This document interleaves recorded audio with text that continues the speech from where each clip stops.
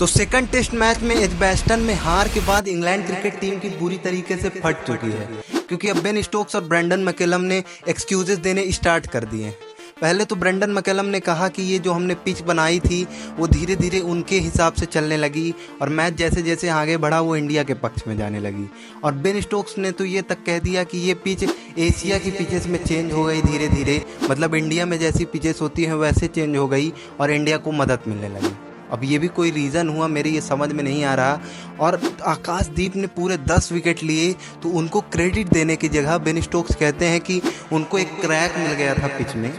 एक क्रैक मिल गया था उनको पिच में, जिसपे वो लगातार बॉलिंग करते रहे और वहाँ से उनको इंग्लैंड के बैटर्स को आउट करने में मदद मिली।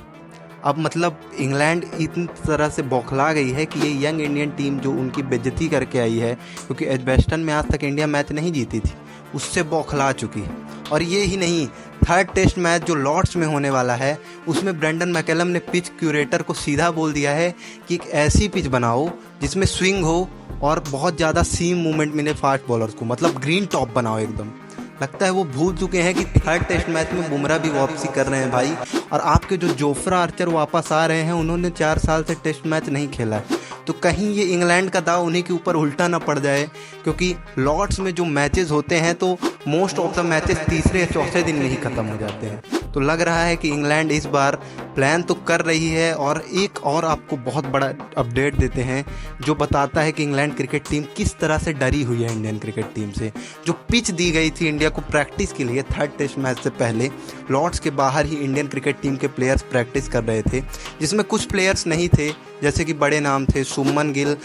ऋषभ पंत जैसे, और ये यशस्वी जायसवाल जैसे प्लेयर नहीं थे, क्योंकि 6 तारीख को ही आप ट्रेवल करते हैं और 7 तारीख को ही प्रैक्टिस होने लगती है। तो 7 तारीख को तो नहीं थी ये प्लेयर, लेकिन जिस पिच में अपनी इंडियन टीम प्रैक्टिस कर रही थी, जैसे कि बुमराह की वापसी हो चुकी है तो बुमराह लगातार प्रैक्टिस कर रहे थे, नीतीश कुमार रेड्डी भी वहाँ बॉलिंग करते हुए दिखे, अर्शदीप सिंह भी वहाँ पे बॉलिंग करते हुए दिखे, और मोहम्मद सिराज और आकाशदीप भी 7 तारीख को प्रेजेंट नहीं थे प्रैक्टिस मैच में। लेकिन पिच में ये देखने को मिला कि देखिए लॉर्ड्स में तो हमको ग्रीन टॉप मिलेगा, लेकिन इंग्लैंड की आप स्ट्रैटेजी देखिए कि जहाँ प्रैक्टिस कर रही है इंडियन क्रिकेट टीम, वो एकदम पिच जो है वो डेड पिच दी गई है, मतलब ना उसमें कुछ सीम मूवमेंट और ना ही स्पिन, एकदम डेड पिच बैटर्स के लिए जिसमें मदद होती है, समझ रहे हैं। मतलब इंग्लैंड बिल्कुल नहीं चाहती कि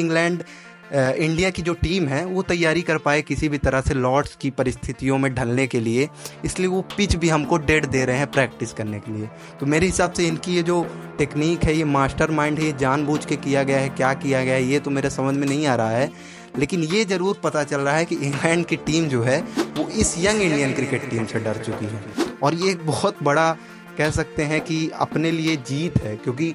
रोहित और विराट के रिटायर होने के बाद किसी को नहीं लगा था कि ऐसा कुछ देखने को मिलेगा, इंग्लैंड इस तरीके से खौफ खाएगी बैच बॉल। लेकिन अब ऐसे ऐसे एक्सक्यूजेस देखने को मिल रहे हैं इंग्लैंड की तरफ से, और ऐसी ऐसी स्ट्रेटजी लगाई जा रही है किसी भी तरह से, क्योंकि लॉर्ड्स एक ऐसी जगह है जहां अगर इंग्लैंड हार गई तो उनकी एक हिसाब से बादशाहत ख़त्म हो जाएगी, और इस यंग इंडिया की टीम ने अगर उनको हरा दिया तो उनकी बहुत ज़्यादा बेइज्जती हो जाएगी वर्ल्ड क्रिकेट में। तो इस हिसाब से उन्होंने ये पिच दी है। लेकिन मेरे हिसाब से लॉर्ड्स में आप भले ही हमें प्रैक्टिस में पिचेज ना दीजिए, लेकिन लॉर्ड्स में बुमराह आपकी हालत ज़रूर बिगाड़ देंगे। तो अभी लॉर्ड्स में देखने लायक होगा कि इंडियन टीम की क्या परफॉर्मेंस रहती है और कौन जीतता है। बाकी के अपडेट्स मैं आपको दे दूंगा, आप कमेंट सेक्शन में बताइए ये मेरे को कि अगला मुकाबला कौन जीत रहा है और ये जो स्ट्रेटजी है इंग्लैंड की ये काम करेगी कि नहीं। तब तक के लिए आप मेरे चैनल को सब्सक्राइब कर लीजिए, और अब तक वीडियो देखने के लिए थैंक यू सो मच।